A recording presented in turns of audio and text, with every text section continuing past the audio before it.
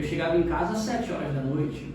Ele chegava às 7 horas da noite, saindo do trabalho, começou a bagunça, a beber, essas coisas todas, e após isso, você foi pra bagunça, ficou até meio-dia do outro dia? No meio-dia do outro dia. Aí eu tive um grande despertar na minha vida, ali a situação começou a mudar. Sumiu o som, tava um barulho horrível, o som sumiu. Não sei se foi brisa, não sei explicar o que aconteceu naquele momento. Sumiu. Eu comecei só a perceber as pessoas. Eu olhava e todo mundo, um abraçando o outro, e aquela conversação toda. Então, calma aí, pelo que o evangelista Adaías está falando, você chegava, saía do trabalho às 6 horas da tarde, você ia para bagunça, nesse caso, por exemplo, nesse caso específico, você virou a noite toda, deu meio-dia, você ainda estava lá. Era cotidiano fazer isso. Era uma quarta-feira, jogo de futebol. Ah, hoje tem jogo, não importa quem jogasse. Ela falou, assistir o jogo. Aí minha esposa ligava, vou assistir o jogo. Aí não chegava em casa.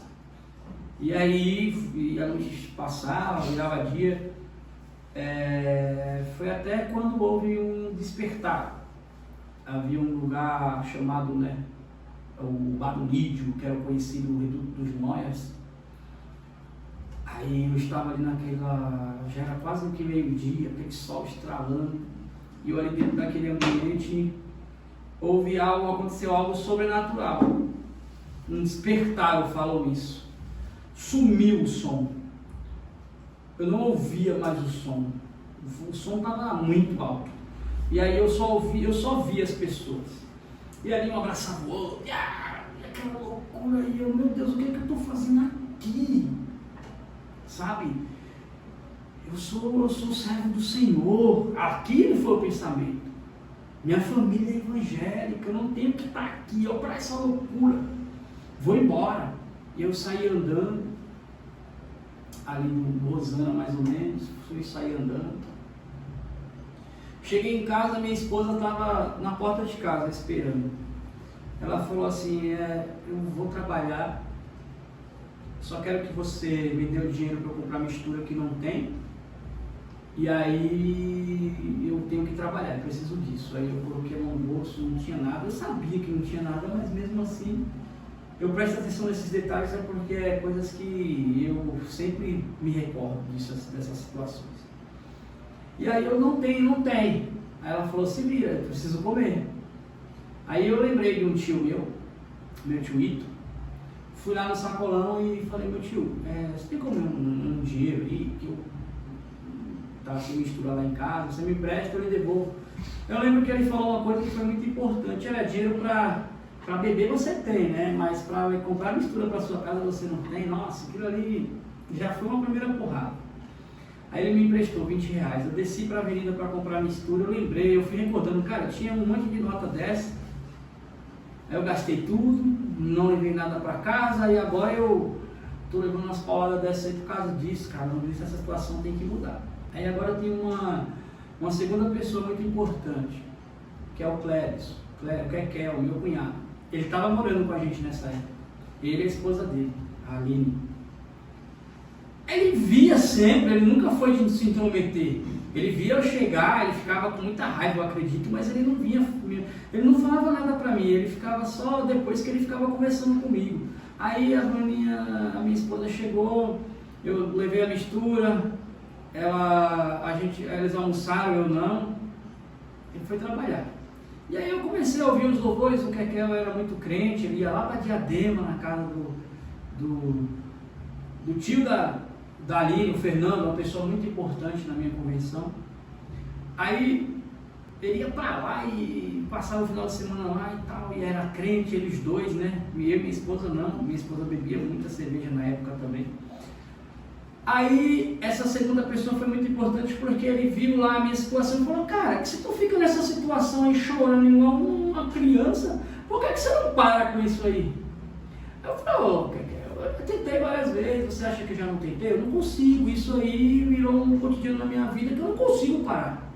Ele, tem um tio meu, eu vou chamar ele aqui. E a gente vai orar e eu acredito que você vai ser liberto disso aí. Você crê? Eu falei, creio. Ele saiu, eram umas 4 horas, 5 horas da tarde, eu comprei mais cerveja, fiado, para isso aí você consegue conseguir mais umas cervejas fiado, mas continuei bebendo e dormi. Quando deu lá para meia-noite, chega o Fernando, o Kekel, a Aline, a esposa do Fernando, e aí batendo na porta lá, minha esposa já tinha retornado. Fernando e a Aline seriam quem? A Aline é a esposa do Kekel. Do Kekel? Do meu cunhado. E o Fernando é tio da Aline. Tá, que foi a pessoa que ele foi buscar para ele foi buscar para orar por mim. Eu falei, vai. Naquela hora eu falei, vai. Eu nem imaginei que ele ia lá em Diadema e ia voltar. Ele ia de fato trazer alguém. Mas ele foi. Aí eu tô lá dormindo, minha esposa já tinha retornado do shopping, ela trabalhava das 2 às 8, ela já tinha voltado às 2 às 10, ela já tinha retornado para casa. E aí nada, bateu na porta lá. Quem é minha esposa? O Fernando tá aí, o tio da Aline. Meu Deus, pronto. Ixi, esse cara veio mesmo. Aí ele começou a orar, começou a conversar comigo, na verdade, antes. E aí o agir de Deus já começou o sobrenatural a acontecer ali. Porque Deus usou aquele homem de uma forma tão tremenda. Eu lembro que ele colocou um copo de água, como esse aqui, na frente da televisão.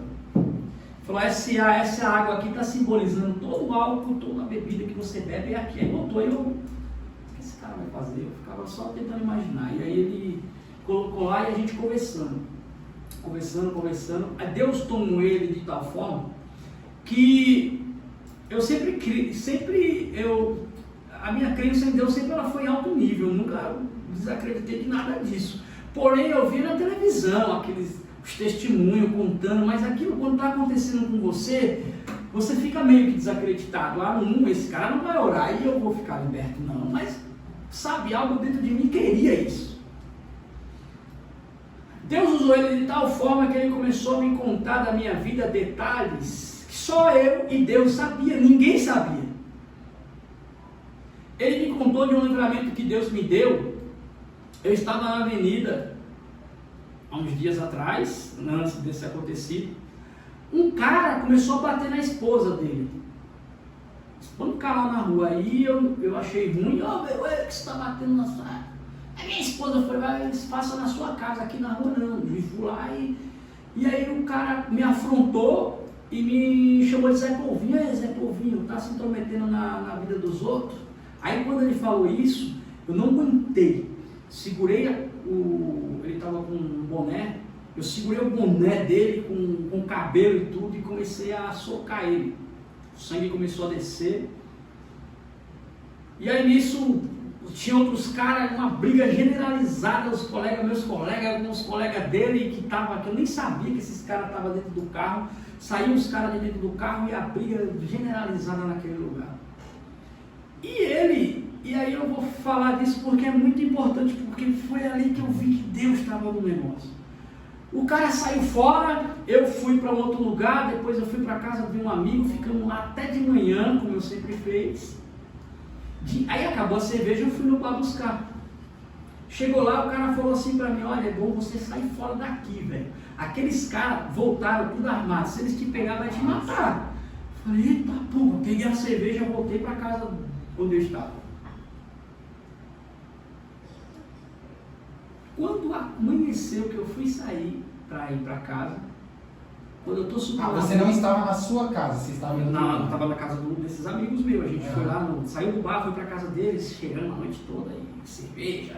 Acabou a cerveja, eu fui lá buscar. Aí foi quando o dono do bar contou o que tinha acontecido, que os caras tinham ido lá armado. Aí quando eu saí dessa casa, que já era 7 horas da manhã, o carro, o Costa Branco, com os caras dentro, o cara estava procurando. Eu via ele no volante do carro e assim o outro do lado dele olhando. E só estava eu na rua. Quando eu subi, eu já não tinha mais como voltar.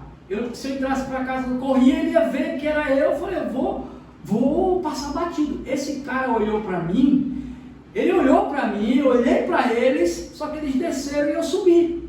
O cara, ele voltou, tava no carro atrás de você. Eles passaram a noite viram toda atrás de você, mim. todo mundo armado no carro, passou e não... Aí eu vou te falar por que eu estou contando isso. Porque o Fernando, Deus usou o Fernando para me contar isso. Falou, sabe aquele dia que você estava vindo, você chegou ali, no escadão, eu moro no escadão da sua casa, e falou, não, eu vou voltar no bar só para tomar uma. Você voltou, e aconteceu isso, isso. Sabe aquela hora que o cara te olhou? Aí foi o que ele falou, foi eu que não deixei ele te ver. Ali já era Deus falando através da boca do Fernando. Não tinha como a riqueza de detalhes, porque só eu tinha chegado na rua, e ia subir para casa e falei, não, vou tomar só uma. Nessa de tomar só uma, aconteceu toda essa confusão, e ali o Fernando conta detalhes. E tinha uma pessoa, sabe por que eu fiz isso? O próprio Deus falando através do Fernando. Sabe por que eu fiz isso? Porque tem uma pessoa de joelho orando. E eu ouvi a voz de quem orava. Aí eu falei, minha mãe. Aí ele falou, como não? Minha mãe que sempre ora por mim. Aí ele falou, sua esposa. Ela já estava na igreja nessa época? Não estava ainda? Não, mas ela começou a orar dessa época. Que era muitas noites que eu não voltava. Então ela, foi ou não foi? Você não estava... E contou detalhes, assim, na sua cama. Aí a minha esposa já não aguentou. Começou a chorar, desabou. Ali desarmou. Eu falei, aqui é Deus. Porque Deus fala do jeito que Ele quer. Muitos não creem nesse negócio. Mas ali foi uma prova de que Deus estava na minha vida. Porque para eu contar assim agora é fácil. Agora no dia que eu estava ali, o cara olhando para mim, aquilo ali... Eu pensei, acabou minha vida. O cara tinha falado para mim que eles estavam armados e estavam me procurando. Eu tinha agredido ele. Então eu falei, poxa, cara, Deus está no negócio, então vamos orar aí. Comecei em cada revelação que ele trazia, que Deus falava com ele, ali foi me desarmando. Aí foi onde que ele, você crê que a partir de hoje você está liberto disso tudo aí? Eu falei, é um sonho, eu creio. Aí ele orou, e eu não parava de olhar para o copo. Minha esposa conta que ele orou na minha cabeça, eu comecei a me estribuchar, não lembro disso. Só que ainda ele olhava assim para mim, e eu olhava para o copo, e ele olhava para mim, e eu olhava para o copo.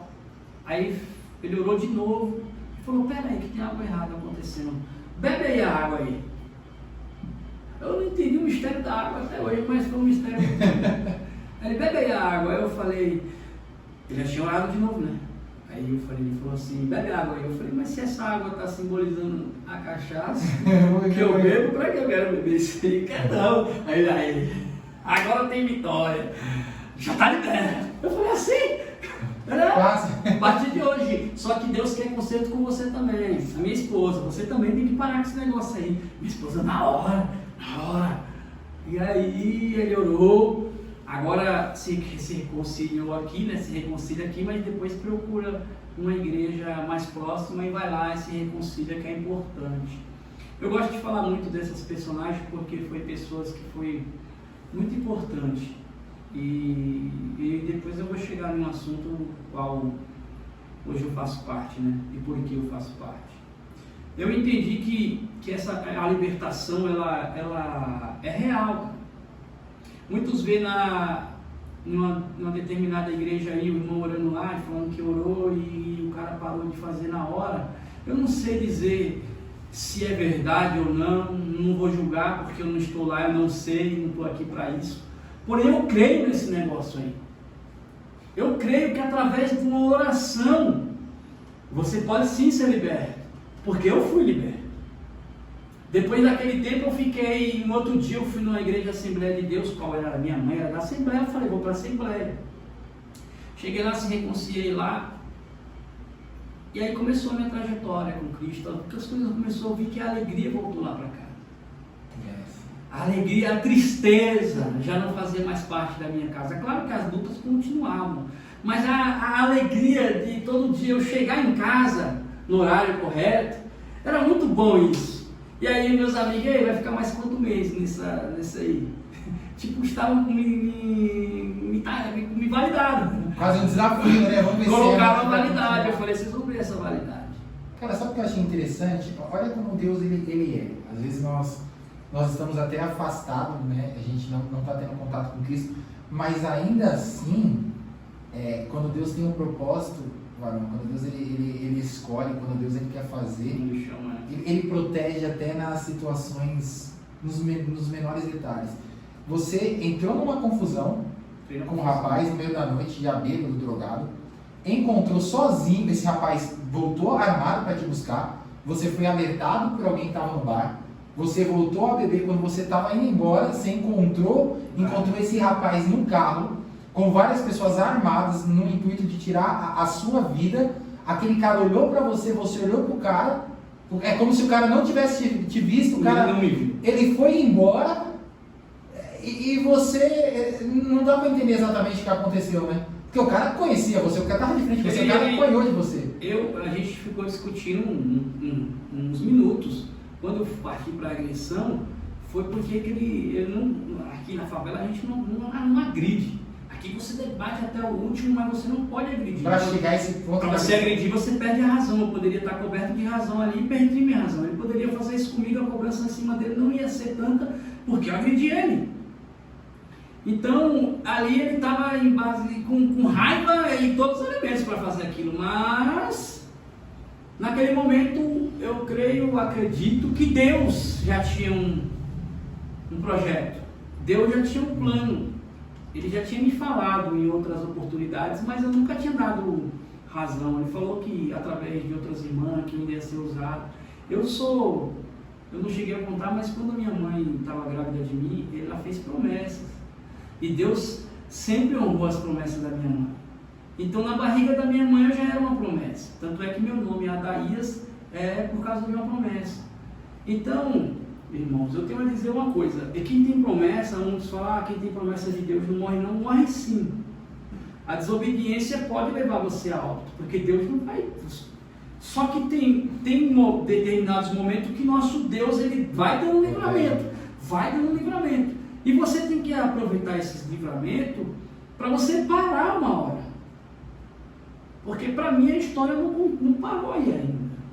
E aí, voltando aqui, então aconteceu tudo isso, o cara passou, te viu, é como se realmente Deus não deixasse ele reconhecer você, e alguns dias depois o irmão foi na tua casa, começou a falar algo que você não havia contado para ninguém. É Deus falando através da boca dele, toda essa história, né? Que você não havia contado para ninguém, Deus falou com ele e ele começou a falar. E ali foi basicamente para você uma evidência de que de fato era Deus que estava falando com você através dele, né? Ali eu não tive dúvida nenhuma, porque mesmo o mais crente dos crentes, quando Deus está falando, você muitas das vezes olha e desacredita disso aí, porque você vai falar, pô, Deus vai usar uma pessoa, porque Deus não existe isso.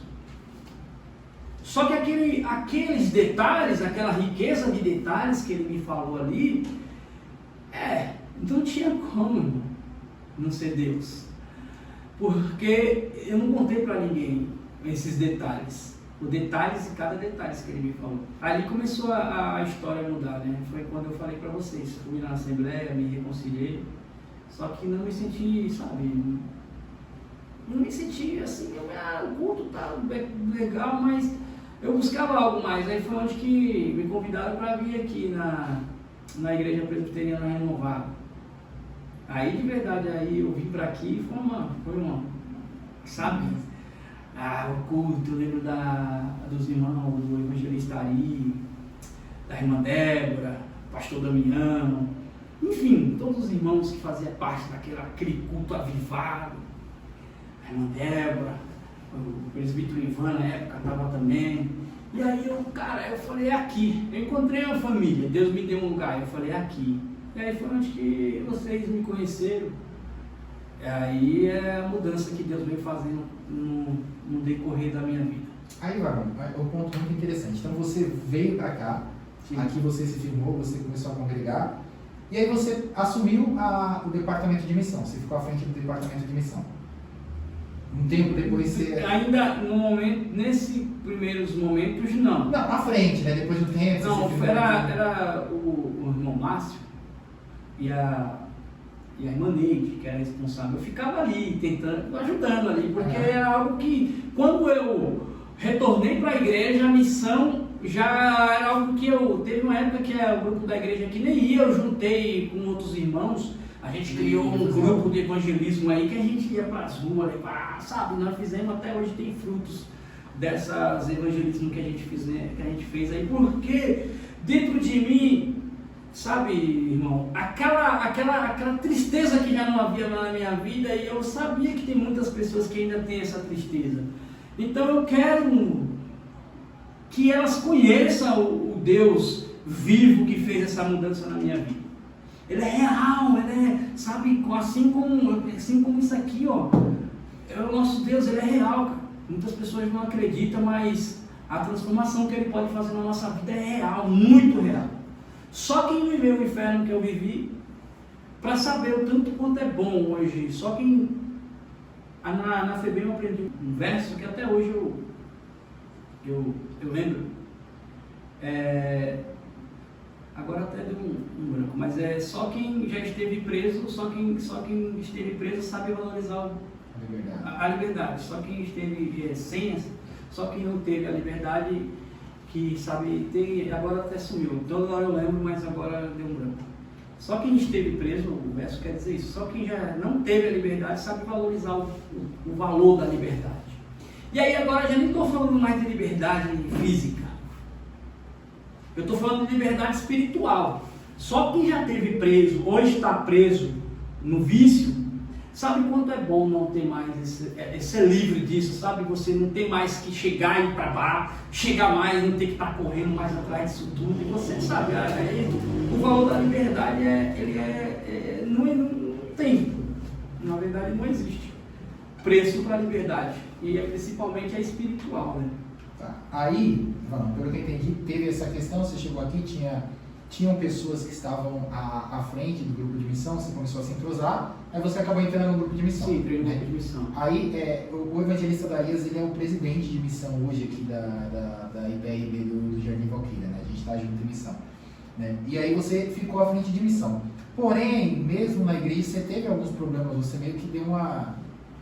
ocorreu alguns problemas enquanto você estava na igreja também, não foi? Sim, sim. Passou por um momento difícil aí. Já tinha uns 3 anos que eu estava liberto, já tinha conhecido um trabalho lindo que é Centro de Recuperação, através do meu grande amigo Bruno, do meu grande amigo Arinaldo. Eles tinham um centro de recuperação chamado Razão de Viver lá em Paeireiros. Eu tive o prazer de ir lá e conhecer isso tudo. Eu já fazia esse trabalho, essa intermediação. A gente ia para fazer os resgates, levava para o centro de recuperação, onde eu conheci o pastor François, da Val do Jaboque. A gente fazia os resgates, levava para esse centro de recuperação. Porém, a gente criou, nesse grupo, a gente começou a colocar outras pessoas de outras denominações.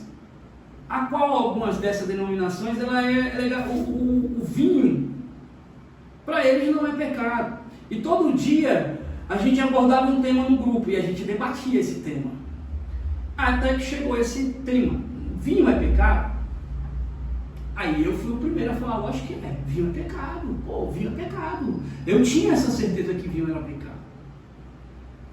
Aí os caras começaram a me mostrar na Bíblia: então Jesus fez o povo pecar. E aí começaram a me mostrar umas passagens da Bíblia e deu legalidade. Eu falei: já que vinho não é pecado, então eu vou tomar vinho. Mas vocês entraram em alguns debates, nesses debates você falava que vinho é pecado, o pessoal não tem problema bebida alcoólica. E aí você falou: já que não tem problema, você começou a tomar vinho mesmo estando na igreja, né, Sérgio? Mesmo estando na igreja. Nesse tempo eu ajudava a missão aqui da igreja, e o pastor já estava, na época eu ainda não era responsável pela missão da igreja. Mas o pastor, eu não me recordo agora com detalhes, mas eu acredito que eu já estava na liderança já. Uhum. Eu já estava à frente das missões aqui da igreja. Porém, aí foi quando começou esse negócio de tomar vinho. Aí o vinho entrou como algo supérfluo, sem nada. Eu conseguia tomar um vinho, ia para casa, chegava... Não era algo corriqueiro, era um final de semana assim, outro não. 2 não. E aí, mas aí depois começou a virar hábito. Começou a se Outro intensificar dia eu o tomava consumo vinho, do aí eu vinho. comecei a tomar vinho. Comecei a tomar vinho e tomando vinho. E eu nunca gostei de vinho, irmão. Você nunca havia Quando gostado era de do vinho. mundo, eu nunca fui tomar vinho. Depois Aí- que começou a ir pra igreja, começou a se Aí interessar eu por vinho, vinho. porque aí depois começou a ideia na minha cabeça, já que vinho não é pecado, não é o álcool. Álcool não é pecado, pecado é embriagar. Então eu vou tomar cerveja. Aí você começou a tomar vinho, do vinho foi pra Não, eu nem cerveja. tomava mais vinho, agora eu tomava cerveja. Tomava cerveja, vinha do trabalho, não era todo dia, mas de vez em quando eu vinha do trabalho, parava no posto, tomava umas 2, 3 long neck e vinha pra casa. Tinha um amigo nosso que trabalhava com a gente, deixava ele em casa, ele ficava em casa. E eu ia pra casa, no começo eu vinha pra casa. Mas depois pra mim aquilo já não era mais o suficiente. Deixava ele em casa e ia pra padaria, já tomava várias lá, mas eu ainda voltava pra casa. Dava um horário, eu chegava em E casa, nisso- tô cansado, vou dormir. A minha esposa, ela desconfiava, mas ela não sabia. Eu ia dormir, eu chegava, eu ia dormir. E ela não estava tão chapado. Um momento, nisso você continuou na igreja Na normal, igreja. como se não tivesse acontecendo nada. Na igreja como- Porém, em alguns momentos você estava bebendo vinho, bebendo cerveja. E aí, irmão, aí o abismo chama o outro. Essa aí é uma real. Porque eu já não tinha mais controle não tinha mais controle, comecei a tomar uísque. Eu gostava muito de uísque. E aí eu comecei a tomar uísque e não parava. E aí chegava no final de semana, chorava. Meu Deus, eu tô de novo nessa. E vinha para os cultos e a palavra falava comigo e Deus começou a usar as pessoas para mim alertar sobre o mal que poderia vir se eu continuasse. Só que eu já não tinha mais o controle. O problema, se vinho ou álcool é pecado, não é, eu não vou nem entrar nesse mérito, não quero nem conversar sobre isso. Mas para mim, eu era um homem que eu tinha um problema com álcool. Eu era alcoólatra. Eu era viciado em cocaína. E eu não podia mexer com isso. Isso era uma coisa mas eu não vou dizer que foi inocente da minha parte, mas eu não pensei que poderia acontecer isso tudo. Você não imaginava o que isso poderia acarretar. Não, de verdade. Quem olha pode achar que eu estou sendo um hipócrita, mas não. Na verdade, quando eu me vi, foi muito rápido. Eu já estava preso novamente. Aí um dia eu estava tão bêbado que eu nem sei como, eu nem lembro, eu nem me recordo. Sei que eu peguei o carro, fui lá na biqueira, comprei algumas drogas, usei, e ali foi como se... Não sei o que me levou até lá. Só lembro que na hora que eu dei o primeiro tiro, parece que meu cérebro deu um turbilhão na minha mente, e aí pronto. Aí já é ali que foi o fim. Ali eu já não conseguia mais nada, o pastor me chamou e falou, irmão, você não sei o que está acontecendo, eu já tinha chamado ele, falado para ele que eu estava com problema, ele me afastou de algumas coisas, falou, irmão, até você melhorar, vamos orar. E Guari na época orava muito com a gente, só que, irmão, a oração ela tem um efeito, a oração, mas é necessário que a gente tome uma atitude. Com certeza. A gente precisa tomar uma atitude. O irmão orou, agora você tem que tomar uma atitude. Ação, orar e ação. Mas então, aí eu já estava preso nesse vício de novo dentro da igreja. Na verdade, eu costumo dizer que eu vinha só para a igreja, vinha para a igreja. Mas eu não era a igreja. Deus ele te libertou de um vício, você quase morrendo ali, né? A princípio Deus te libertou do vício da cocaína, te libertou da bebida, de tudo isso, você se consertou, começou a vir para a igreja, melhorou sua vida em vários âmbitos, familiar e tudo. Quando você estava bem, por causa de alguns debates do grupo, em grupos ali que você estava, você começou a beber vinho, o vinho trouxe a cerveja, que acarretou no uísque. Quando você foi ver, você já estava nas drogas de novo, na mesma vida de antigamente. Eu estava. E agora pior, porque na época o meu ganho era bem mais do que eu ganhava na época que eu estava trabalhando na Barra Funda. Eu era responsável pelas vendas e era muito dinheiro que ficava na minha mão, então eu gastava muito, eu não tinha mais o controle mais de nada. Eu ia para o centro de recuperação, não lembro que você já estava indo comigo na época, eu não me recordo, acho que não. Mas a gente ia lá pregar a libertação, mas eu estava precisando. Você estava preso. Eu era o cara que precisava. Eu falei, meu Deus, eu até pensei em ficar uns tempos lá. E o pior estava por vir ainda. E como eu citei, Deus vinha falando sobre a minha desobediência, irmão, para com a desobediência. E Deus já tomou uma irmã aqui no culto, aqui, irmão, para com a tua desobediência, para com a tua desobediência. E eu já não conseguia parar mais. Não conseguia, de verdade. Chegou um dia que eu cheguei no meu banheiro, estourou meu nariz e aquele sangue derrubou, tudo banhado de sangue, e o sangue não parava, e eu orando a Deus ali, meu Senhor, meu Deus, e vinha uma voz como soava na minha mente, como, sabe, eu ouvia perfeitamente: filho, depende de você, filho, depende de você, só vinha isso na minha mente. Aí foi quando a gente estava ali eu ia para Bragança Paulista, onde tem a irmã Amanda, uma bênção, a esposa do pastor Luciano. Deus usou ela de uma forma e falou desse jeito: irmão, para com a sua desobediência hoje. Se você não parar, Deus vai permitir que você passe pelo vale da sombra da morte. Você vai parar em leito de hospital, meu irmão. Para hoje com essa desobediência. O nosso Deus, ele não faz nada de mal.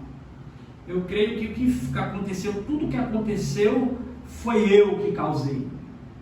Isso eu tenho consciência total. E até Deus usou, não foi uma vez só, várias irmãs para contar para mim, para me alertar, para parar com essa desobediência. Só que já não conseguia mais, irmão. Eu já estava preso.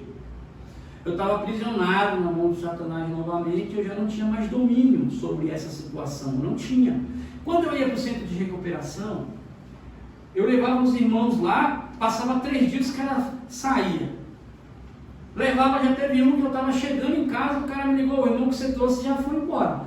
Eu não entendi, eu falava: poxa, esses caras é sem vergonha mesmo, hein, cara? Esses caras não querem nada com nada não. Eu comecei a falar isso. Esses caras não querem nada com nada não, esses caras é fraco, sabe? Eu falava: é fraco. Mas quando eu comecei a passar por isso tudo aí, eu comecei a ver que é uma prisão mesmo. Eu comecei a me recordar o tempo que eu lutei. Porque eu me via forte. Irmão, eu aqui, e eu fiquei 3 anos, então eu era o super crente, eu era o cara que tal, mas depois eu vi o tanto que eu era miserável, o tanto que a gente somos insignificante, cara. Por isso que hoje eu falo, meu Júnior, hoje não, de mim nada, é só Cristo, irmão. Só Cristo. E minha história que eu estou contando aí é muito triste. Todas as minhas alegrias da minha vida é Cristo. Tudo que aconteceu de bom na minha vida é Cristo. Deus ele é fenomenal, cara. A irmã chegou e falou para você que se você não se consertasse, você passaria por uma situação difícil. Passaria pelo vale da sombra da morte, ia parar em leito de hospital. Isso. Repare, a irmã falou para ele que se ele não se consertasse na situação que ele estava, que ele passaria por uma situação muito difícil, né? A gente vai colocar depois algumas imagens, né, a respeito do que a gente vai falar aqui. E realmente, isso que a irmã falou se concretizou pouco tempo depois, né? Pouco tempo depois. Eu consegui ficar 20 dias.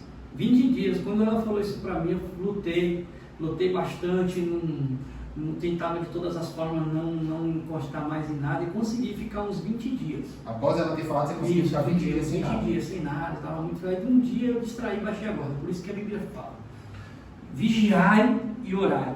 A vigilância do cristão, ela tem que estar acima de tudo, sempre vigilante. Porque a hora que você baixa a guarda, o inimigo ele está aí, como um leão ao seu redor, querendo nos estragar. E aí, na hora que eu baixei a guarda, nós estávamos ali almoçando na casa de um funcionário meu, aí tinha umas ipioquinhas lá. Vamos tomar uma aqui só para abrir o apetite. Eu esqueci nesse momento, não tomei.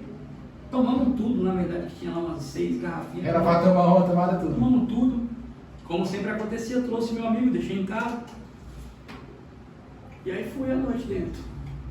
Noite adentro, e muitas coisas aconteceram e tal. Até que era aniversário de um nosso amigo, um amigo nosso. Vamos, não vou, não. Vai ter churrasco, cara, vai ter um monte de gente do morro. Eu falei: cara, o que eu vou fazer lá? Eu sou crente, cara. Sou crente, o que eu vou fazer lá? Todo mundo vai ver, cara. E vai ser um escândalo. Não vou nada, vai pra casa. Aí do nada meteu uma pensamento: que eu não devo nada pra ninguém, eu vou e pronto. Aí eu peguei e fui pra represa, passei a tarde inteira lá. Aí quando a gente estava retornando... Você falou que inclusive, só para complementar, você falou que inclusive você viu alguns irmãos na represa? Era batismo, alguma coisa do gênero no dia? Era de manhã cedo. Bem lembrado. Você virou a noite toda? Eu tinha virado aí, eu estava de manhã. De manhã cedo você estava na empresa? Já chegou, fui um dos primeiros a chegar na empresa, era de manhã muito cedo. E eu vi aqueles irmãos mergulhando ali na água e eu, cara, aí eles sempre sabem o que eu estou fazendo aqui. Aí bate aquele Sim, negócio bateu de- já tinha passado um pouco toda aquela loucura. Eu, cara, o que eu estou fazendo aqui? Meu Deus. Só que quando a gente está na situação, é o que eu disse, quando eu falei assim, eu não quero saber de nada, não devo nada para ninguém, sabe? Aquele dia eu acho que eu não voltaria mais, eu nem sei se eu congregaria mais, porque estava muito evidente, eu não ia conseguir ficar entrando aqui dentro da igreja depois que tinha muita gente me viu, e antigamente eu bebia escondido, ninguém via eu beber, ninguém, eu ia para outro lugar, eu nunca bebi aqui no morro. Nesse dia foi algo evidente. Aí eu fui, escancarei, cheguei lá, todo mundo viu.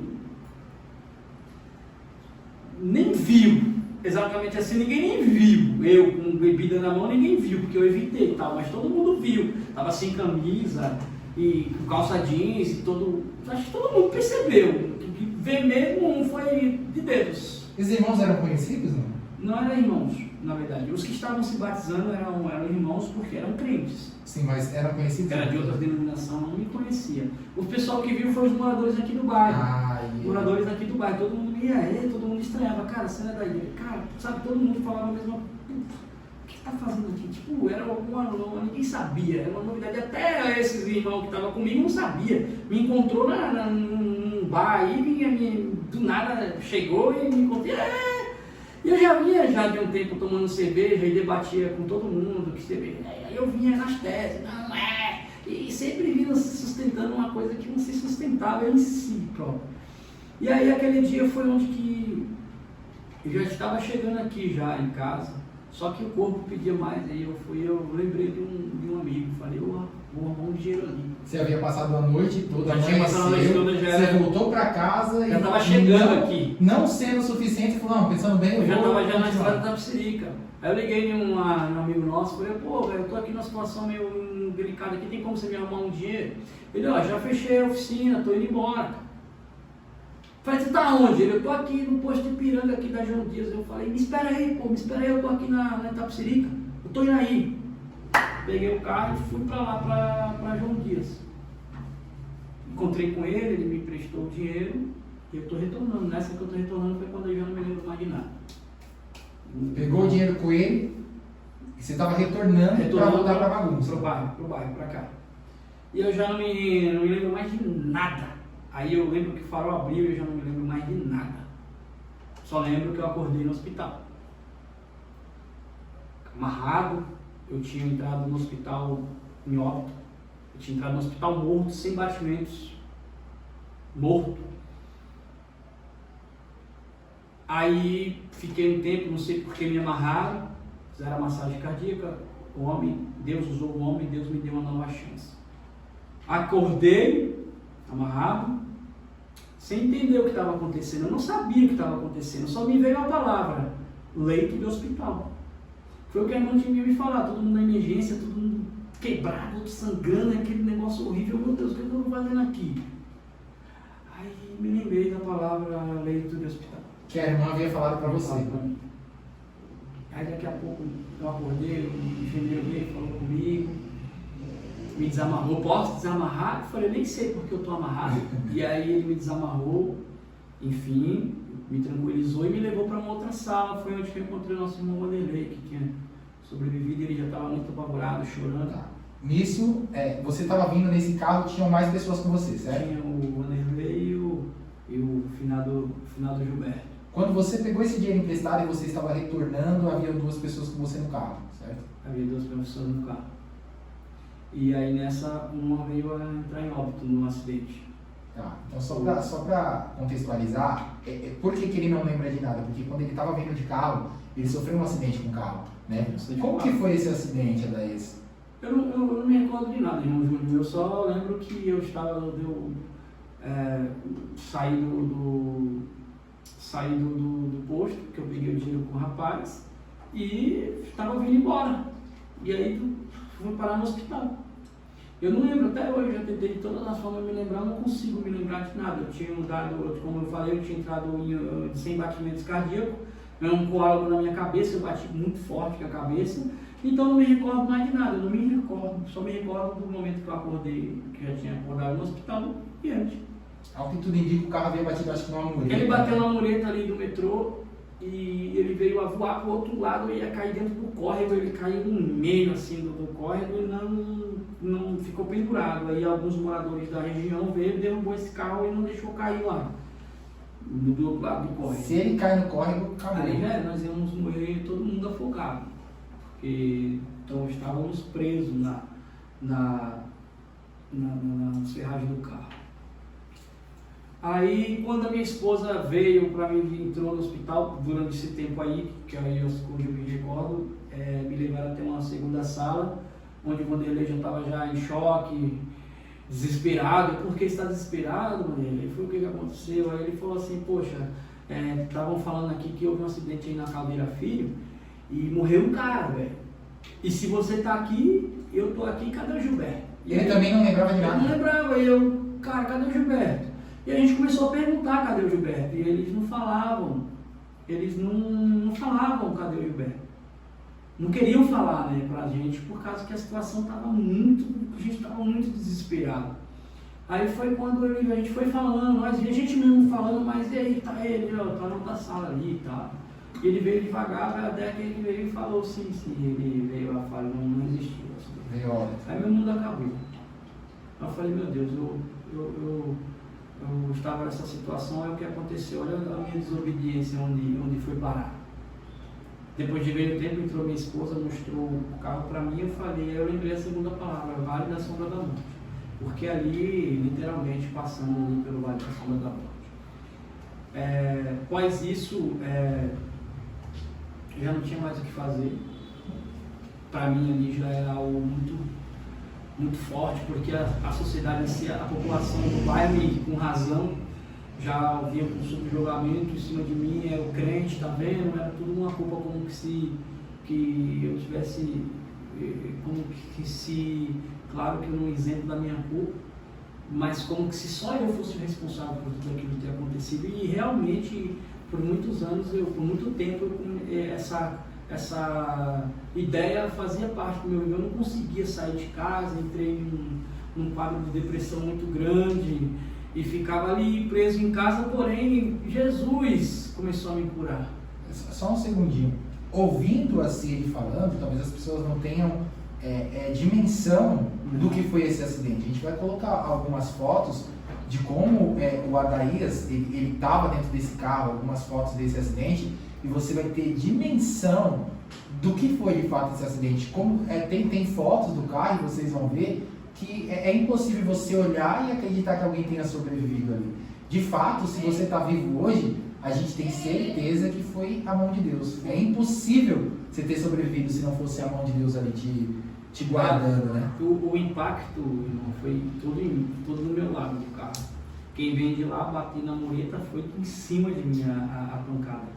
Eu até falei para Deus isso aí, falei, Senhor, por que não fui eu? Por que você que morreu, por que né? Foi você ele. o culpado disso tudo? Por que não foi eu que morri?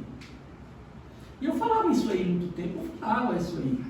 Só que depois Deus mesmo me mostrou, tu vai ver por que não foi você. Eu tinha isso aí. E aí um irmão, Deus usou um irmão uma vez e falou, olha, você para de questionar. Para de questionar. Só abraça a oportunidade que Deus te deu e viva. Para de questionar, não tem como mudar o que aconteceu. Já aconteceu. O que tem como mudar é agora o futuro. O passado não se mexe. Até tive uma conversa com o finado Cícero, que é o pai do Gilberto. Pedi perdão para ele, demorou, não conseguia, eu tentava ter coragem para ir lá, mas não conseguia. Mas chegou um dia que eu consegui ir lá, depois de uns 3, 4 meses, depois do acidente, fui lá. Ele, num momento, com um olhar de ódio para mim, que eu sentia no rosto dele. Aí eu pedi perdão para ele, no começo ele não quis, falou, não, você é louco, cara, você falava, ele começou a questionar. Até que ele começou a olhar para mim e ver a sinceridade que eu estava ali. Ele questionou, ó, eu espero só que você abrace essa oportunidade, ele próprio, e que você não volte mais a fazer essas coisas porque isso é irresponsabilidade e tal. Eu lembro das palavras dele, eu olhei para a cara dele, falei, olha, enquanto você não vai ver mais eu nessa vida mais, você não vai ver, cara. Eu estou perante a Deus e aqui eu estou falando para você, você não vai me ver mais nessa situação. Não sou super-homem, irmão João, e talvez possa acontecer comigo amanhã, eu não sei. Porém, enquanto eu estiver nessa consciência que eu estou hoje e ver o tanto que Deus foi misericordioso com a minha vida, não retorno mais a esse caminho. Faz quanto tempo desse acidente? Agora dia 6 de março, dia 4, dia 6 de março, não me recordo. Não tenho certeza agora no momento. Foi em 2018, então faz 6 anos. 6 anos. 6 anos. E 6 anos que é o que você presencia aí, que vocês me veem aí, o tanto que eu procuro no máximo me entregar de verdadeiramente para Cristo, porque Ele me tirou não uma vez só. Eu contei aqui daquele fato do rapaz e desse acidente, mas foi inúmeras as vezes que Deus me tirou das garras da morte. Então, o que eu tenho a dizer é que a vida não é brincadeira, cara. Quem hoje é crente aí, está se andando com pecado, o que eu tenho para falar é que não se ande, porque o negócio é grave, é muito sério. Ou você é ou você não é, cara. A própria Bíblia diz, se você está frio, você nem está frio nem quente, está morno. Por você estar morno, estou prestes a vomitar na minha boca. Até o próprio Jesus está falando, olha, você é do mundo, que pelo menos você ainda não conheceu a palavra, está frio, ou você está quente, ou você está dentro do Evangelho, ou você está fora ou dentro, porque no meio não dá, porque desse jeito nem o próprio Jesus aguenta a hipocrisia, a falsidade de alguns crentes. Então, o que eu falo para você, que Deus está te dando a oportunidade hoje de ouvir esse testemunho, ele é feito de cicatrizes dolorosas, dores tremendas, tanto é que na época do acidente ele doía, meu corpo não quebrou ossos, não quebrou nenhum osso, porém ele foi levado ao extremo. Se eu desse um espirro, doía, eu não conseguia nem respirar direito de tanta dor que tinha. Então era dentro dor no corpo e dor na alma. Aquilo doeu de tal forma que eu espero que nenhum de vocês queira passar por essa dor, que até hoje me causa, porque teve coisas que foi irreversível. Eu voltei à minha vida, muitas coisas voltaram ao normal, mas tem coisas ainda que a própria Bíblia diz que da colheita. Não tem como eu escapar disso, e eu tenho consciência, todas as vezes que eu me lembro, me causa uma tristeza muito grande, mas enfim, eu não tenho como mudar. Você disse com relação à morte da pessoa. É isso aí, eu não tenho como mudar, cara. Se eu pudesse, hoje eu daria a minha vida para ele estar vivo, mas eu não consigo fazer isso. Eu não consigo, mas de verdade, eu faria, se pudesse. Agora, a gente vê o que a desobediência pode causar na vida do ser humano, né? Porque Deus ele já havia curado, havia libertado, estava bem, e talvez por não vigiar caiu na mesma situação, né, de antes da libertação, teve que passar por um acidente, teve que ver às vezes alguém ali querido partir, para ter que colocar a mão na consciência e falar, Deus, olha onde eu vim parar, né? E isso talvez, isso é um exemplo, né, de que a gente tem a oportunidade de às vezes voltar sem que a gente tenha que passar por uma situação Não tão precisa triste. passar. Tem coisas que a gente não precisa passar para reconhecer, né? Então a gente percebeu que você teve que passar por um processo, mas graças a Deus já fazem 6 anos, você disse, né? 6 anos. Desses 6 anos para cá, firme, nunca mais teve recaída, tá bem na presença de Deus, graças a Deus. Claro que nenhum de nós alcançamos a santidade. Todos nós estamos em luta diária contra o pecado, renunciando a cada dia. É uma luta, o inimigo te vê, você está vendo que você está forte ali, aí lança outras coisas e você está sempre lutando. Porém, graças a Deus, eu aprendi a lutar. Eu vi Tiago, se não me engano, resistir o mal até o fim, e um dia ele fugirá de mim. Eu tenho esse versículo como a suporte da minha vida. Essa palavra ela é o que sustenta algo muito forte, porque para você chegar ao ponto do inimigo fugir de você, meu irmão, não é que você é super-homem, é que verdadeiramente você está entregue a Cristo. Quando Paulo declara, não sou eu que vivo, mas é Cristo que vive em mim. Quando Paulo declarou isso, ele já tinha certeza do que ele queria. E é essa certeza que eu tenho hoje. Não posso cuspir por alto, dizer isso nunca mais, porque do dia de amanhã não me pertence. Porém, eu tenho uma certeza, tudo que vai acontecer está aqui, essa água aqui, ó. Se eu não quiser, eu não bebo ela. E ninguém vai me forçar eu beber ela.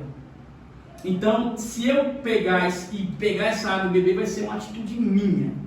Então, eu já tenho que estar pronto para a consequência. Porque o álcool e as drogas não é brincadeira. Não é de nenhum jeito. O pecado em si, que a gente fala do álcool e as drogas, isso foi o que estava sobredominando a minha vida. Mas tem muitos outros pecados que para você pode achar que é corriqueiro, é só uma curtição, é só uma balada, é só uma mulher. Tudo isso traz destruição. É só uma traição, é só isso, é só aquilo, é que o inimigo coloca para você, é só um vinho. Exatamente, até porque a Bíblia fala que o salário do pecado é a morte. E eu perdi a morte, eu estava morto espiritualmente, eu não tinha mais, eu estava morto espiritualmente, meu caráter estava morto também, porque eu dizia crente, mas eu louvava com os varão, mas eu era uma mentira. Tem um hino que fala assim: das garras da morte o Senhor me arrastou, me mostrou a verdade que eu nunca quis ver. Acordei de um pesadelo, voltei a viver. Eu hoje estou bem, mas já estive mal. Sou dia de sol, mas já fui temporal. Esse hino, ele me leva a dizer o tanto que eu era uma mentira. Eu era uma mentira. Porque eu estava vindo para a igreja, mas eu era uma mentira. E tem muitos que ainda é uma mentira. Tem muitos que estão nos nossos púlpitos, não aqui na nossa igreja, não estou dizendo isso, em geral, que ainda é uma mentira. Mas é bom que você, que chegar esse vídeo até você, que você se converta, irmão. Porque a mentira, ela cai, a máscara, ela cai. E a Bíblia fala, ai, daquele qual por mim é o escândalo, né? E as consequências, elas vêm, né? A dor na carne, ela é ruim, mas como você disse, entrou num quadro de depressão, basicamente depois do acidente, porque a dor que tinha na consciência foi muito maior que a dor na carne, né? A dor de saber que você, em parte, teve responsabilidade em tudo que aconteceu. E aí, evangelista Deus, para a gente poder finalizar aqui, qual conselho você deixaria para alguém que esteja vivendo na mesma situação que você, ou alguém que se envolveu com essas coisas que a gente sabe que vai ter um preço, né, lá na frente? Qual conselho você daria, Varão? É obediência. Na escola a gente aprende o ABCD, né? Aqui na caminhada com Cristo a gente tem que aprender a obedecer. É o nosso alfabeto, é sempre obedecer. Porque a palavra de Deus em si, ela dá respaldo para tudo na nossa vida. E se a gente for obediente à palavra, a gente vai conseguir vencer o pecado. Claro que não é fácil, cada um tem o seu espinho na sua carne e sabe a luta diária que tem. Só que é necessário tomar uma atitude. Eu tomei uma atitude. No primeiro dia, quando o Fernando foi lá em casa, eu tomei uma atitude. Naquele dia no hospital, quando eu fiquei sabendo aquilo tudo, o inimigo se andou comigo. Falou, agora já era, agora que a merda aí que aconteceu. Agora é a hora, eu ia sair daquele hospital virado balde, não ia querer saber mais de nada. Só que Deus falou comigo naquele hospital. Ele falou, isso tudo aí agora é para te fortalecer. Sabe?